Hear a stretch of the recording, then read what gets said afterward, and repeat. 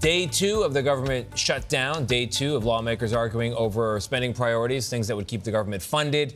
Healthcare provisions, chief among them. We talked to the Speaker of the House, Mike Johnson, and Senator Elizabeth Warren earlier this morning. Two sides of the aisle, two very different takes on what's going on. Here's part of what they had to say.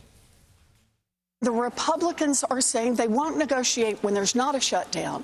They won't negotiate when there is a shutdown. So far, they won't negotiate at all.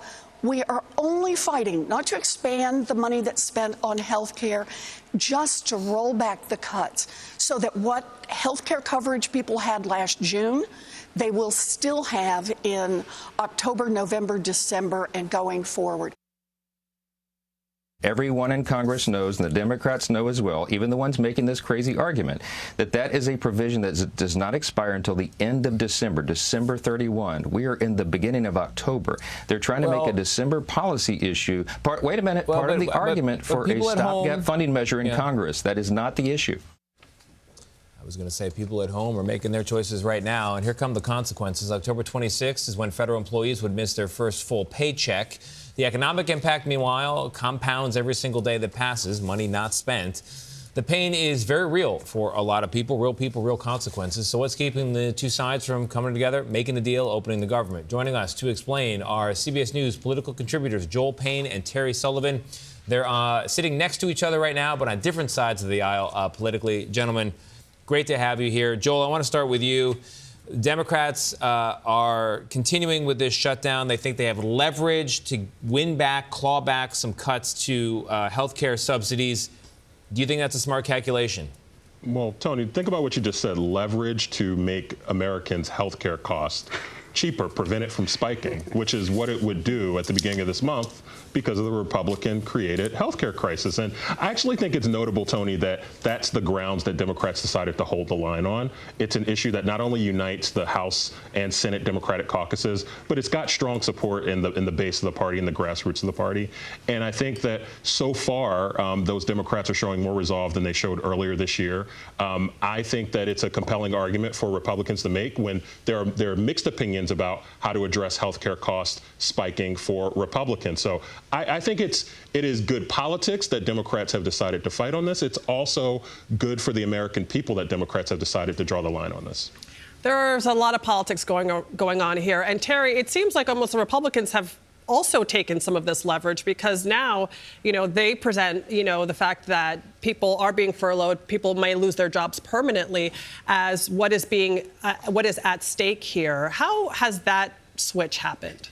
Look, nobody wins in a government shutdown at all, ever. It's never, since the first real one in modern times with Newt Gingrich and Bill Clinton, whoever tries to take a hostage, as the Democrats have, and tried to make something always loses, all the way through the Trump border wall fight. What Republicans have right now is a clean bill. They've passed in the House. They're trying to pass in the Senate. Democrats refuse. This bill would just continue funding at exactly the same amount as September 30th. The same amount. There's no cuts. There's no anything. And we can have this debate about the health care down the road because it's not up yet. It has nothing to do with that. So Democrats are trying to take an issue here and tie it together and hold this hostage and hold the government hostage and hold the U.S. taxpayer hostage and all these employees by trying to conflate these two things. It's just not accurate. It's not fair, and it's disingenuous. And look, it's going to prove to be bad politics. They're going to have to cave. Terry, what guarantee do Democrats have that Republicans actually will negotiate? Because they haven't negotiated to this point. But the point is that extension, first of all, this is a COVID-era extension that they're talking about. And that extension isn't up till the end of the year. And look, Congress will tackle it, but it has nothing to do with funding the government. And that's the point. Democrats just decided this is going to be the issue because at the end of the day, they're scared of their base. And specifically, Chuck Schumer is scared of AOC. It's understandable.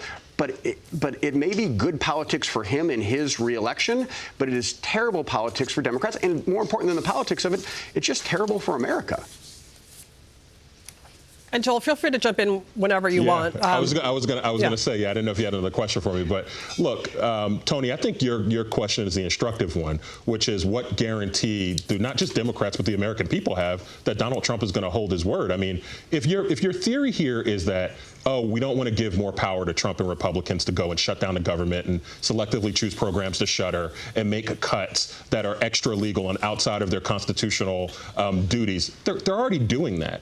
So what is the impediment for Democrats to play this game where Donald Trump and Republicans push the ball down the field another month, 6 months, et cetera, and go and do pocket rescissions and go and target programs based on their political agenda? There is none. And I think it's smart for Democrats to not only focus on addressing that, but make it an issue of salience for the American people around health care. And by the way, that's why in public opinion polling, we're seeing that Republicans are taking the blame by about 10 points on this. But Joel, on the subject of cuts and not knowing what's going to happen next, we have this social media post from the president just this morning here about a meeting with Russ Voigt, he of Office of Management and Budget, although the president says he of Project 2025 fame, to determine, quote, of the many Democrat agencies, many of which are a political scam, he recommends to be cut, and then talking about whether these cuts will be permanent or temporary. It seems like cuts are coming as a result of this anyway, Joel. Yeah, so Tony, which of those Democrat agencies are we talking about? Are we talking about the VA that serves millions of American veterans? Are we talking about the education department that supports public schools all around the country that service millions of children? Are we talking about the environmental agencies that keep our water? But I think the question is, what are we talking about when we talk about Democrat agencies? No one has said they're going to cut the VA or these other things. That is just dishonest to imply. No, but I mean, he said Democrat agencies, so I'm sure, curious. but I'm asking. Yeah. What I'm saying is no one has said that, so don't scare the American people by trying to say that Donald Trump wants to cut the VA benefits. Not true. It's not accurate. Never said it. Okay. But he said Democrat agencies. I mean, we don't know which agencies. We don't know what those are. I mean, I'm asking. Right. But the question is, though, Joel, have Democrats given Trump, this leverage, this opportunity to further his agenda? I mean, he's saying. No, they haven't, because he's already doing that. He's already used Doge cuts to go outside of his constitutional power to go and override laws that have been passed that say that money should be spent on certain programs based on what Congress has passed. So he's already doing that. So that's why actually the risk of all the things, and by the way, all the saber rattling that Republicans are doing, I kind of think they're telling on themselves.